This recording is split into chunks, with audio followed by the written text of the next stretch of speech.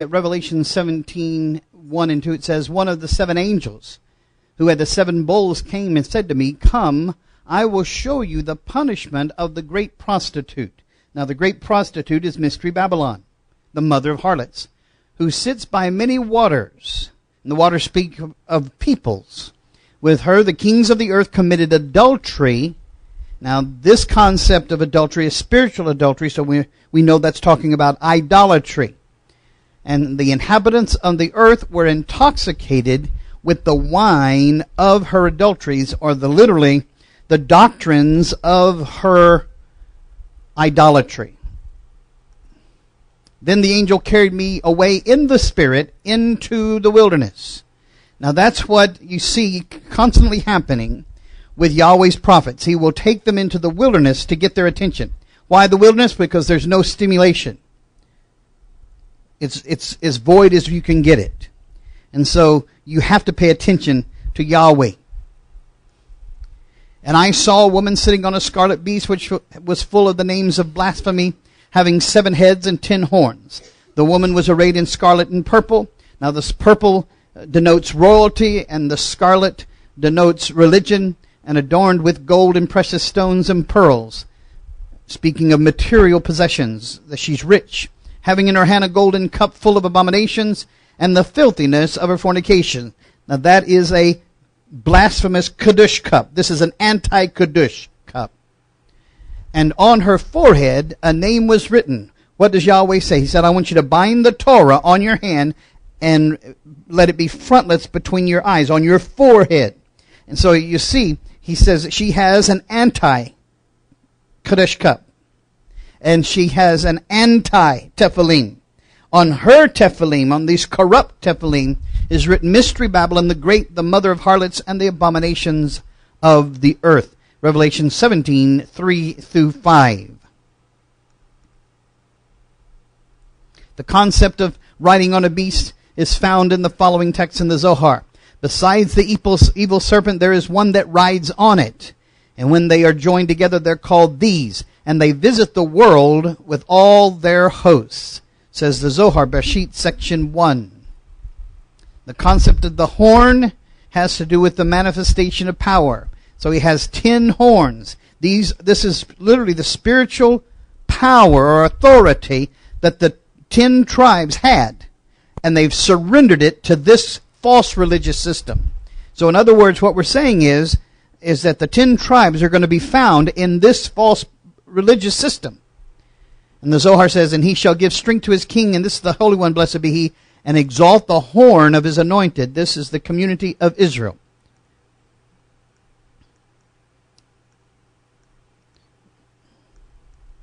So we'll go right into now the 18th chapter of the book of Revelation, so that we can see what's being said in these end times.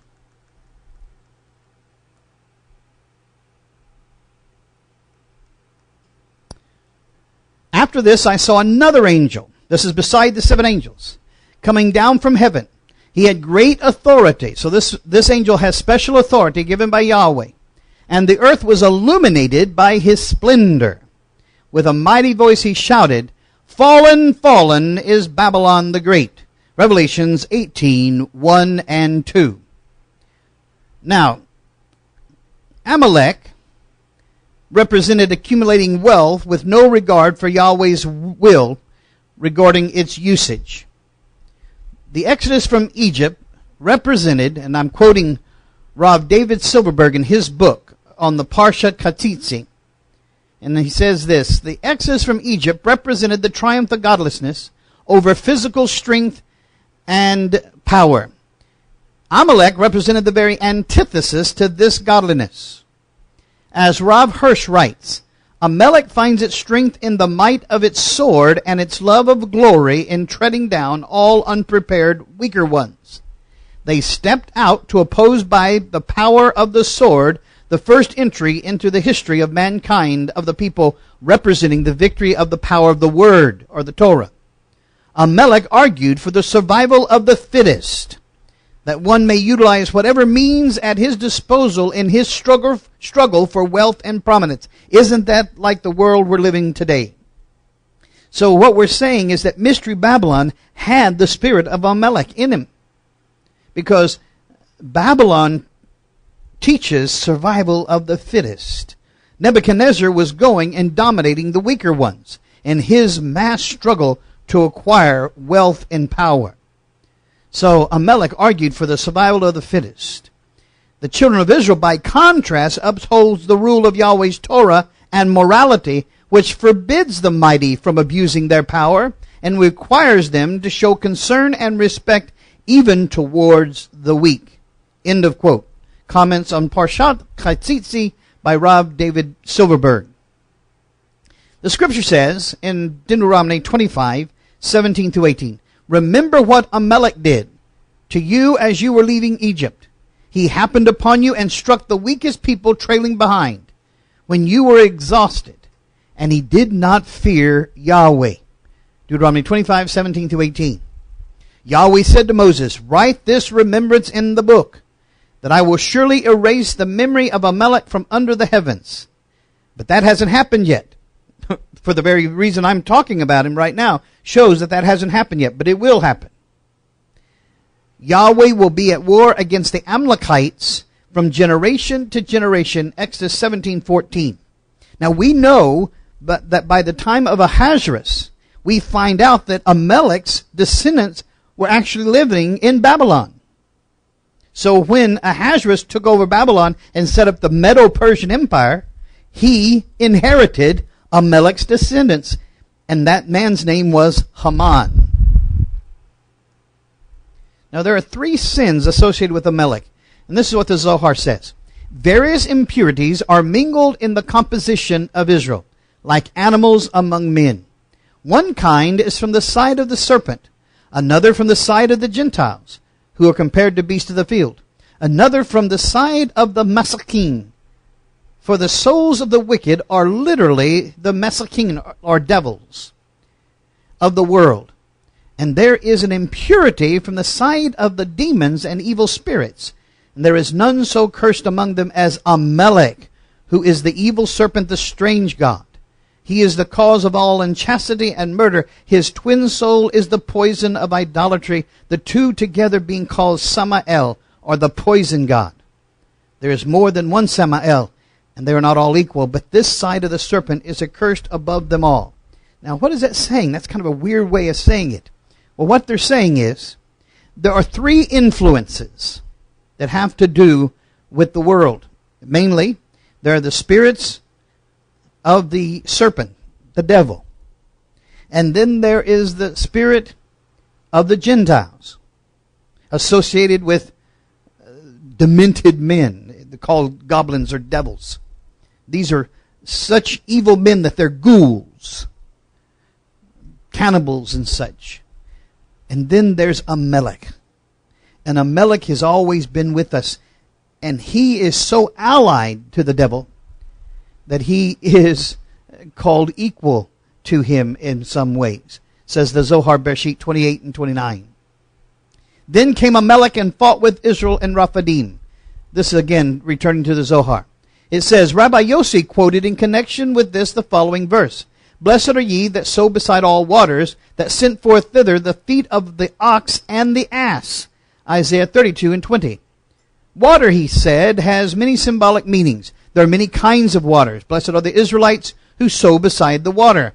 The water which is under the branches of the Holy One's tree, a tree great and mighty, containing food for the whole universe.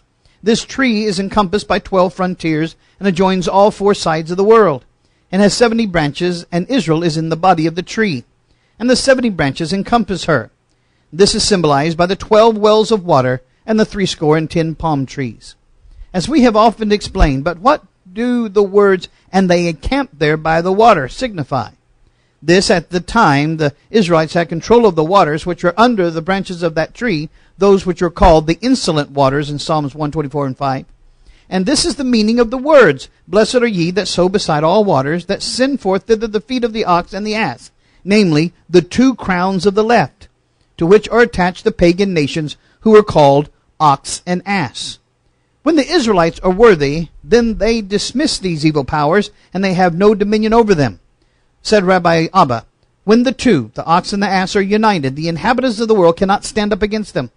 For this reason, it is prohibited to plow with an ox and an ass together. Deuteronomy 22:10. From them, when united, emanates the power called dog, which is more insolent than all of them. Says the Holy One, blessed be He. Ye said, Is Yahweh in our midst or not? Behold, I will deliver you to the dog. And straightway came Amalek. Zohar Shemot, section 2. Now the Torah gives us a hint as to who the ass may be. Speaking of Ishmael, it says, And he will be a wild donkey, or an ass of a man. And his hand will be against everyone, and everyone's hand against him. And he will live in hostility to all his brothers. Genesis 16:12. Who is Ishmael? Isaac's brother. Isaac is the father of the who?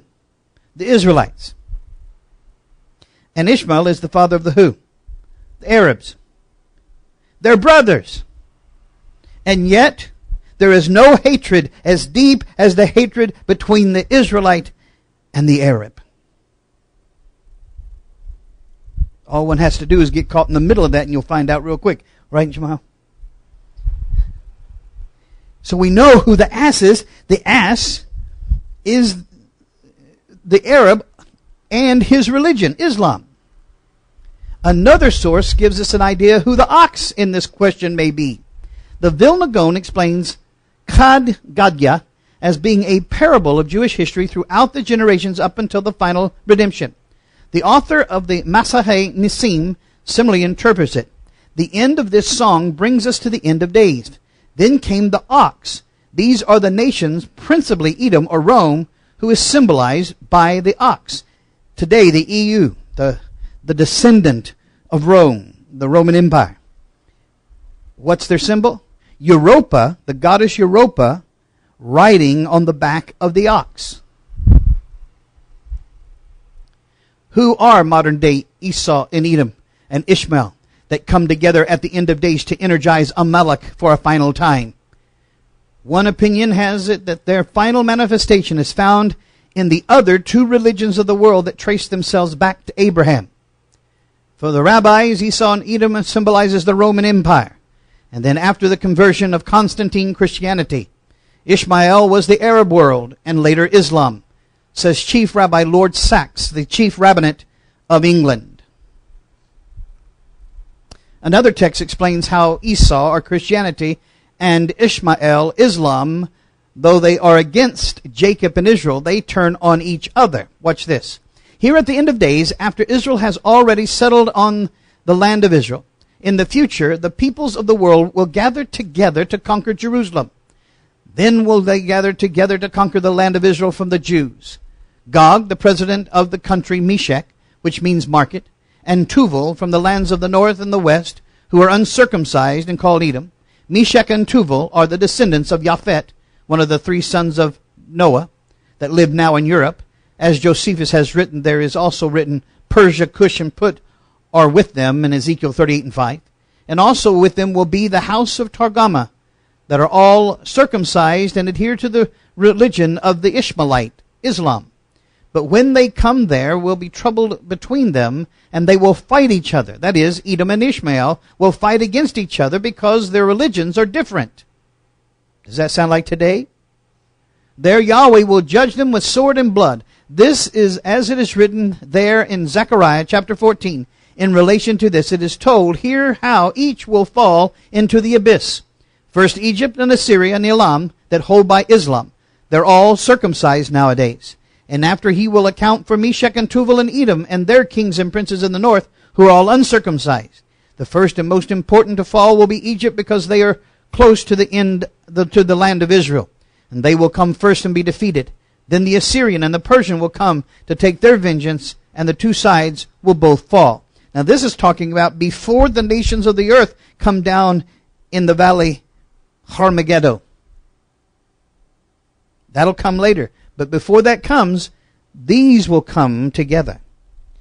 And we see that Egypt will fall, the Assyrians will fall, and the Persians will fall. Then will come the nations of the west, and they too will fall. The love of power and wealth is the spirit of Amalek. King Messiah Yeshua comments on being a servant to either Yahweh or materialism. No one can serve two masters, for either he will hate the one and love the other, or else he will be loyal to the one and despise the other. You cannot serve Yahweh and Mammon, says Matthew 6:24. Rabbi Shaul comments on the love of money in one of his epistles. But those who desire to be rich fall into temptation and snare, and into many foolish and harmful lusts which drown men in destruction and perdition. For the love of money is the root of all kinds of evil, for which some have stayed from the faith in their greediness, and pierced themselves through with many sorrows. 1 Timothy 6:9-10. Now this is what Yahweh says about Babylon falling. See, I will stir up the spirit of the destroyer against Babylon, and the people of Lev Kameh, which literally means the heart of Chaldea. I will send foreigners to Babylon to winnow her and to devastate her land, and they will oppose her on every side in the day of her disaster. Let not the archer string his bow, nor let him put on his armor. Do not spare her young men, completely and irrevocably destroy her army. They will fall down slain in Babylon, fatally wounded in her streets. For Israel and Judah have not been forsaken by their Elohim, Yahweh Almighty, though their land is full of guilt before the Holy One of Israel. Flee from Babylon, run from your lives. Do not be destroyed because of her sins. It is time for Yahweh's vengeance. He will repay her what she deserves. Babylon was a gold cup in Yahweh's hand. She made the whole earth drunk. The nations drank her wine, and therefore they have now gone mad. Babylon will suddenly fall and be broken. Wail over her. Get balm for her pain. Perhaps she can be healed. We would have healed Babylon, but she cannot be healed. Let us leave her and each go to our own land, for her judgment reaches to the skies. It rises as high as the heavens. Yahweh has vindicated us. Come, let us tell in Sion what Yahweh our Elohim has done. Sharpen the arrows, take up the shields. Yahweh has stirred up the kings of the Medes, because his purpose is to destroy Babylon. Yahweh will take vengeance for his temple. Lift up a banner against the walls of Babylon. Reinforce the guard, station the watchman, prepare an ambush. Yahweh will carry out his purpose, his decree against the people of Babylon. You who live by many waters and are rich in treasures, your end has come, the time for you to be destroyed. What's that talking about? It's talking about the Tigris and the Euphrates. You who live between the two rivers, it's time for you to be destroyed. Now this is talking symbolically of Mystery Babylon. But we're also seeing it in the land of ancient Babylon. In Iraq, people are being dismayed. People are disturbed on every hand. And Persia wants to do battle against Iraq to steal what she has. But the Medes in the southern Iraq, they want to attack Persia and take what they have and form a Shia nation. Yahweh Almighty has sworn by himself, I will surely fill you with troops, as with a swarm of locusts, and they will shout in triumph over you. He made the earth by his power. He founded the world by his wisdom, and stretched out the heavens by his understanding. When he thunders, the waters in heavens roar. He makes clouds rise from the ends of the earth. He sends lightning with the rain and brings out the wind from his storehouses. Everyone is senseless and without knowledge. Every goldsmith is shamed by his idols. The images he makes are a fraud. They have no breath in them. They are worthless. The objects of mockery, when their judgment comes, they will perish. He who is the portion of Jacob is not like these, for he is the maker of all things, including the people of his inheritance. Yahweh Almighty is his name. You are my war club, my weapon for battle. With you I shatter nations. With you I destroy kingdoms. With you I shatter horses and riders. With you I shatter chariots and driver. With you I shatter men and women. With you I shatter old man and youth. With you I shatter young men and young women. With you I shatter shepherds and flock. With you I shatter farmer and oxen. With you I shatter governors and officials. Before your eyes I will repay Babylon and all who live in Babylonia for all the wrong they have done in Sion. I am against you, you destroying mountain, you who destroy the whole earth. I will stretch out my hand against you, roll off the cliffs, and make you a burned out mountain.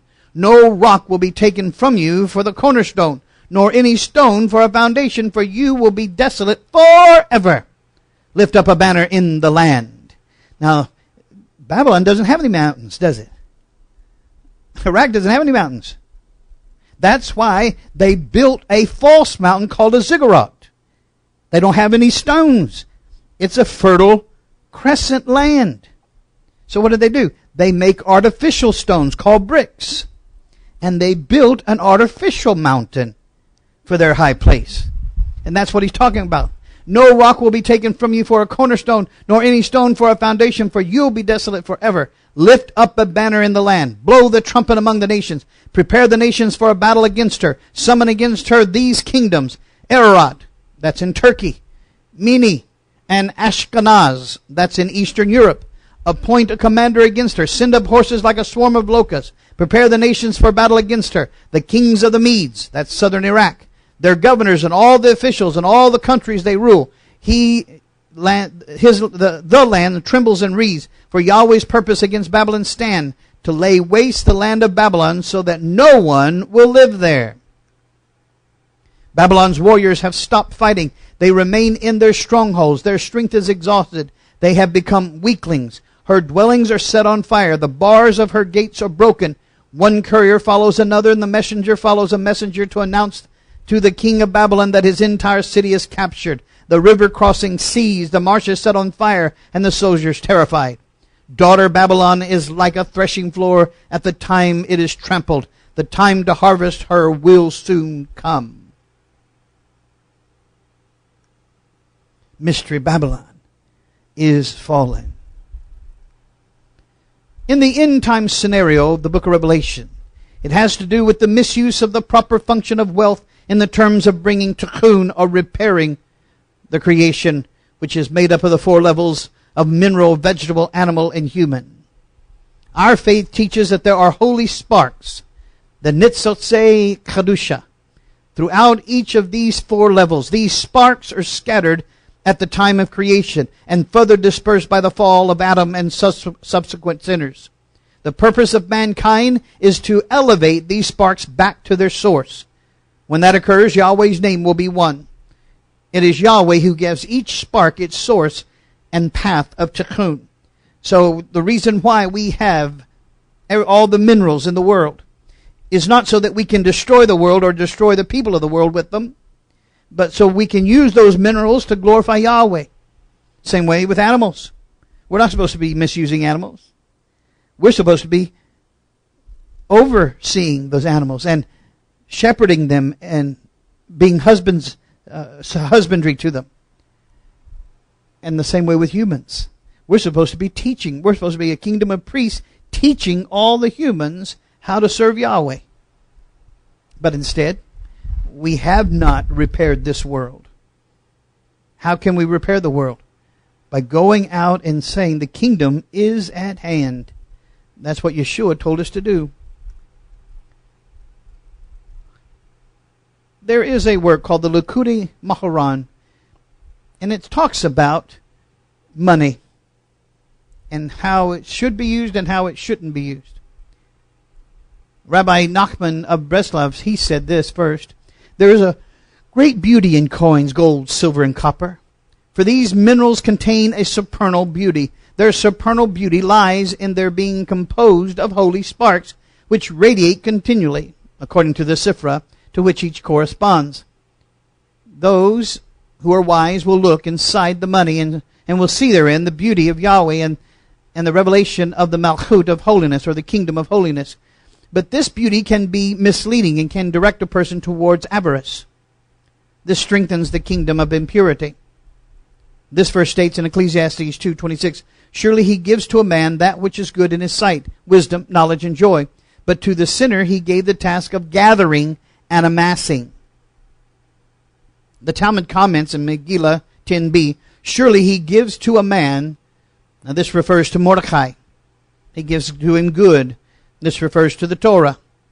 To the sinner, this refers to Haman, a descendant of Amalek, and corresponds to the evil attribute of avarice, gaining, gathering, and amassing wealth.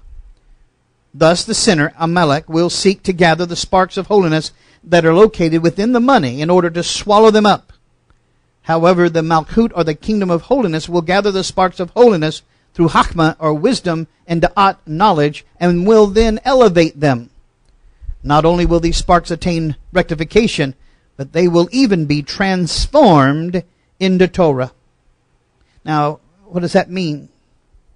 It means that those that have a mind like Amalek, all they can see of money is what it can buy for me. So I just need to get as much as I can. Like they say, the success of life is who gains the most toys and then dies. That's a horrible way to live, isn't it? But when we see money, the righteous see money, they see the holy sparks in it. They see how it can be used to publish peace and proclaim righteousness. Marlene and I have talked about winning the lottery. And I said, you know what I'll do, hon? She said, what? And I said, the first thing I want to do is I'd want to build a Bible school. With that kind of money, it wouldn't matter how many students came, you just build it. And then put the rest of the money in trust so it could pay the staff. And then people would come. Because I'm always thinking, how can we get the word out? How can we publish peace and proclaim righteousness? How can we go to the uttermost parts of the world and share the kingdom is at hand? Back to the text. I saw another angel coming down from heaven. He had great authority, and the earth was illuminated by his splendor. Revelations 18:1. Now, I want to do a little case study on angels real quick. There are different kinds of angels. There are the cheruvim. Keruv means guard. Im is masculine plural. So cheruvim means guardian ones. We see that Michael is a guardian angel. Gabriel is a guardian angel. These are probably the two that are symbolic of overshadowing the throne room. Then you have the Ophanim. The Ophanim, you remember when you saw the Levites carrying the ark on the staves? Those were called Ophanim, carrying ones. So these Ophanim, they say they look like a wheel within a wheel. They move so fast. And they're carrying the thrones of the cheruvim. Then there are the malachim, the foot soldiers. And they can appear to look like regular men. The sarhapanim. Sar, ruler. Ha, it's an article like the. Pe, mouth. Im is masculine plural again. So sar, rulers, from the mouth or from the presence, the face of Yahweh. So these are those that come right into the throne room and talk with him. So a cheruvim could be a sarhapanim. You'll hear him say cherubim and seraphim. But truly the words are cheruvim, sarhapanim, ophanim, malachim. These are the different kinds of angels. Now, the arrival of angels performing different tasks continues from the previous chapters. We saw the 7 come, and now we saw this angel come. And each angel is regulated to only one task. One of the more interesting examples of angelic involvement can be found in the book of Daniel, chapters 8 through 12. And let's look at these. While I, Daniel, was watching the vision and trying to understand it, there before me stood one who looked like a man. And I heard a man's voice from the Eloi calling, Gabriel, tell this man from the meaning of the vision. As he came near the place where I was standing, I was terrified and I fell prostrate. Son of man, he said to me, understand that the vision concerns the time of the end. While he was speaking to me, I was in a deep sleep with my face to the ground. Then he touched me and raised me to my feet. He said, I'm going to tell you what will happen later in the time of wrath, because the vision concerns the appointed time of the end. Daniel 8:15 through 19. So we know that Daniel is going to be one of the 2 witnesses because he is already conditioned to be working in the time of the end. In the first year of his reign, I, Daniel, understood by books and numbers of years, wherefore the word of Yahweh came to Jeremiah the prophet. So Daniel is reading the book of Jeremiah. that he would accomplish 70 years in the desolation of Jerusalem. While I was speaking and praying, confessing my sins and the sin of my people Israel, and making my request to Yahweh, my Elohim, for his holy hill, while I was still in prayer, Gabriel, the man I had seen in the earlier vision, came to me in a swift flight about the time of the evening of the sacrifice. So Daniel is still remembering the times of the different oblations that happened in the temple. He instructed me and said to me, Daniel, I have now come to give you insight and understanding. As soon as you began to pray, a word went out, which I have come to tell you. Did you hear that? When did the word come out of heaven? As soon as Daniel began to pray. So Gabriel was discharged.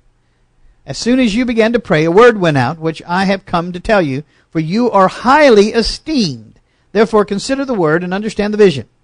77s are decreed for your people and your holy city to finish transgression, to put an end to sin, to atone for wickedness, to bring in everlasting righteousness, and seal up the vision, and prophesy, to anoint the Holy of Holies. Know and understand this. From the time the word goes out to restore and rebuild Jerusalem until the anointed one, the Mashiach, the ruler comes, there will be 7 sevens. That's a Shemitah cycle. And 62 sevens. It will be rebuilt with streets and a trench, but in the times of trouble. After the 62 sevens, the anointed one, or the Mashiach, will be put to death and will have nothing. The people of the ruler will come and will destroy the city and the sanctuary. The end will come like a flood. War will continue until the end, and desolations have been decreed. He will confirm a covenant with many for 1 7. In the middle of the 7, he will put an end to sacrifice and offering. And at the temple, he will set up an abomination that causes desolation until the end that is decreed is poured out on him. Daniel 9, 20 through 27. So that's a lot of information right there. He gives you the time level when the Messiah will come first, but then he'll be killed.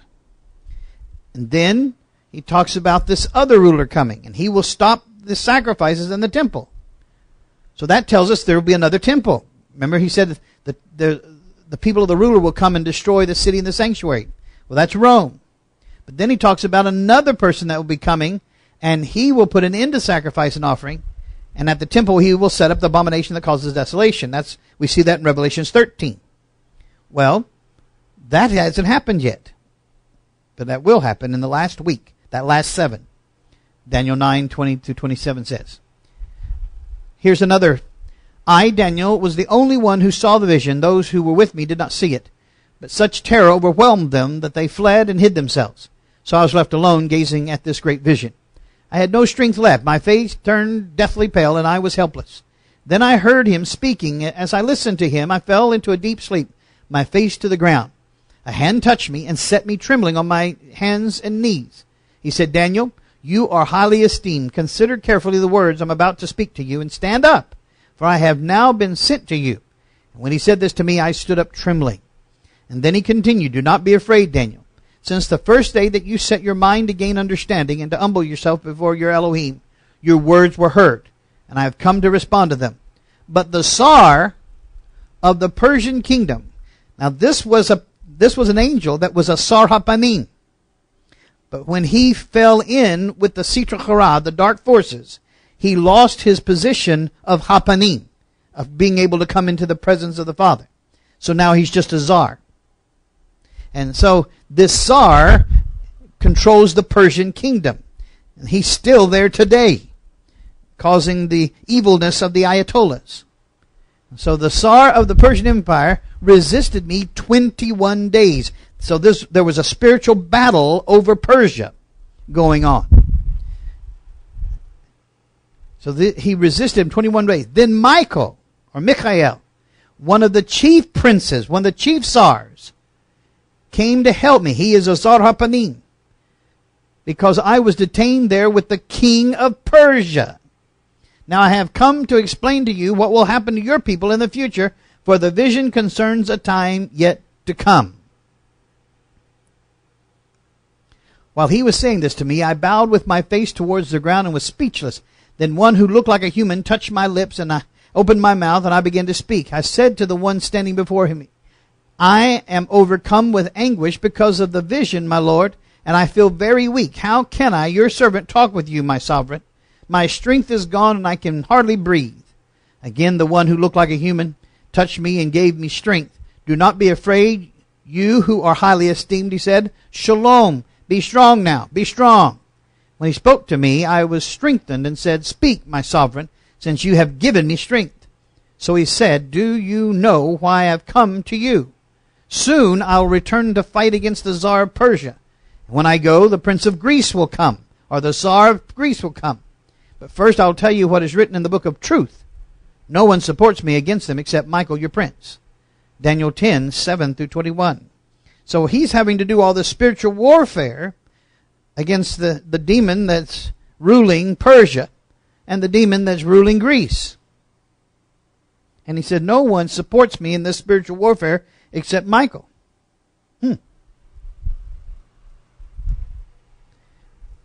And then the last one I want to look at is Daniel 12 and 4. But you, Daniel, shut up the words and seal the book until the time of the end. Many shall run to and fro, and knowledge shall increase. When we open this book of Revelation, what did it say?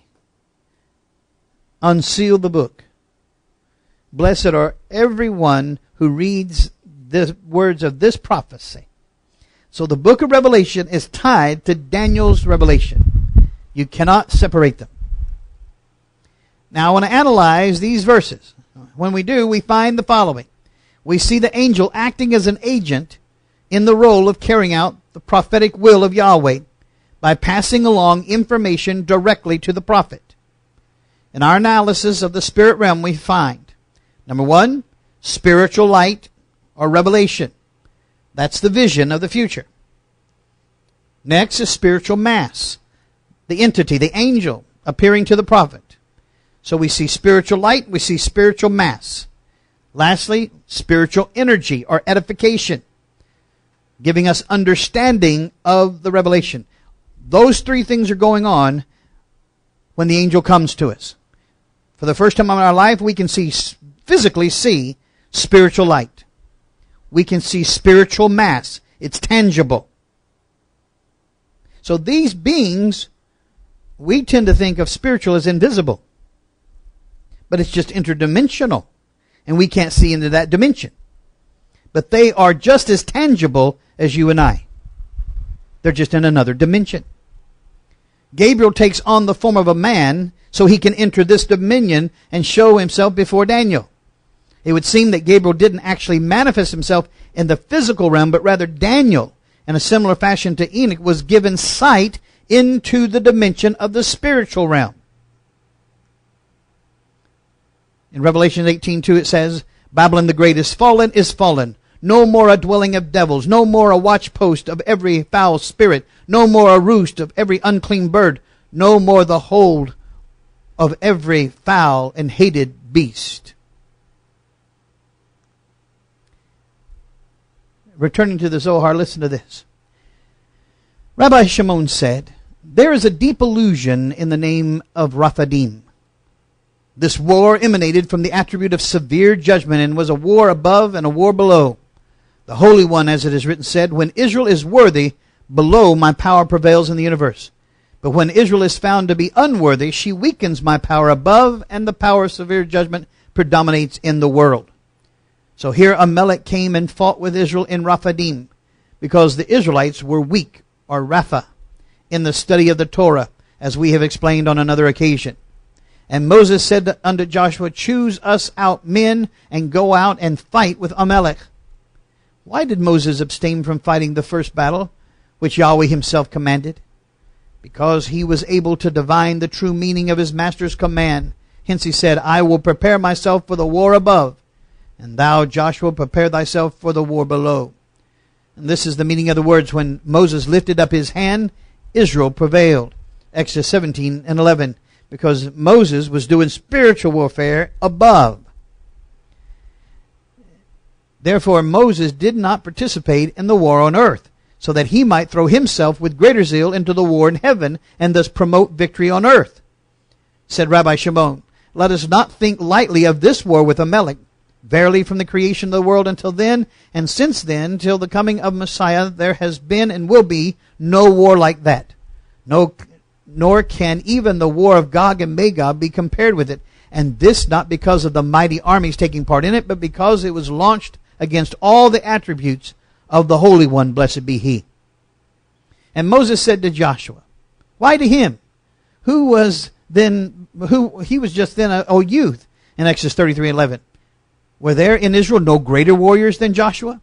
The reason was that Moses, in his wisdom, was aware that it was not going to be merely a battle against flesh and blood, but against Samael, who was going down to assist Amalek.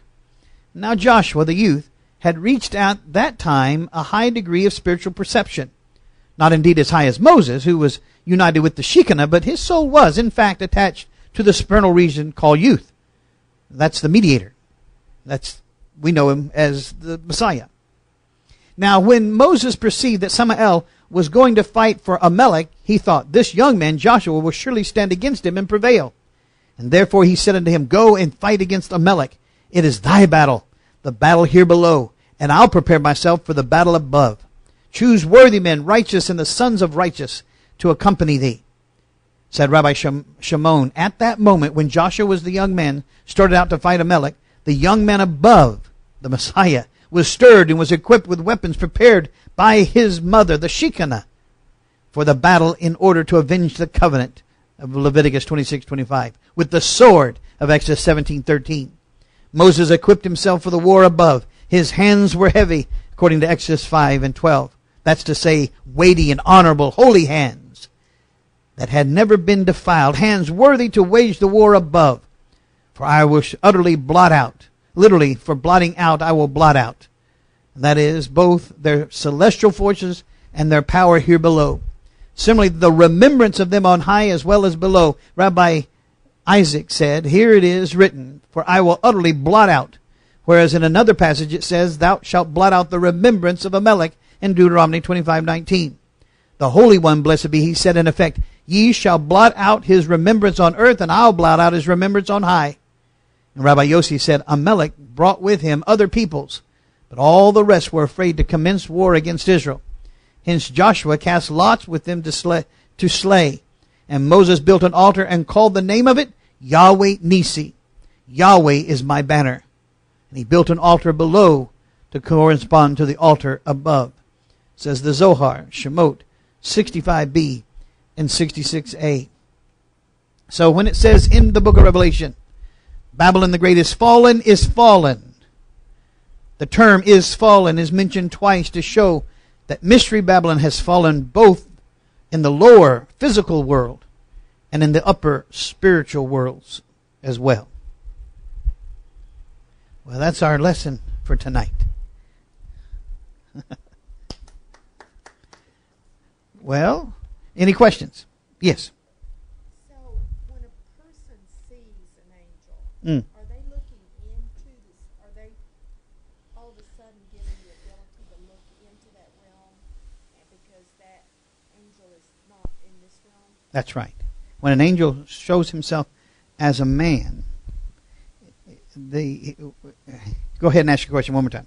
Okay. When a person reports seeing an angel, having an encounter, is that person seeing into the spiritual realm? Right. And that's what we're saying in this passage in the Zohar. It's saying literally you're seeing in the dimension of the spirit realm that you normally can't see on an everyday basis. But Yahweh has blessed you with that insight to see into that spiritual dimension that's with us all the time. You just can't see it. Now that's why it says that when Yeshua ascended, he took us with him and set us in that dimension, set us in spirit realms, in heavenly realms. If a person has an out-of-body experience, which I did have some years ago, are they going into that realm? Because it would be in that between wake and sleep state for me. And then I would look down and see my body laying there. Is that going into that realm? It could. I can tell you that that when you leave your body, there's a danger there. Yes. That you could be used for good or evil in that vulnerable position. But if you're blood bought and you're part of the kingdom, and then Yahweh dispatches His angels to protect you while you're in that state. Now, there have been times that it's during those experiences that Yahweh has taken the prophet here now and of old into the spirit realm. That's what it says, that Enoch walked with Yahweh, and then he wasn't. He left his body and was taken up, body and spirit, into some place to be held until the end time. When it happened to me, it scared me so that I prayed. I was praying, I don't want this to happen. I can't handle this. And it never happened again after I prayed. Well, that'll answer the question. Yeah. If you say, I can't handle it, He won't put on you more than you can bear. Yeah, I couldn't. Yeah. It's like the children of Israel when they said, don't talk to us. Talk to Moses. We can't handle it. And he didn't, did he? Yep. So, any more questions? Thank you for coming out, all three of you. Bless your hearts. And then we got two with it. We had 5, and then I made 6. So we might be little, but we're still mighty. Yeah, that's right. That's right. And with Yahweh, it was 7. Amen. Let's all stand. Shar, it's good to have you here tonight. You want to dismiss us with prayer?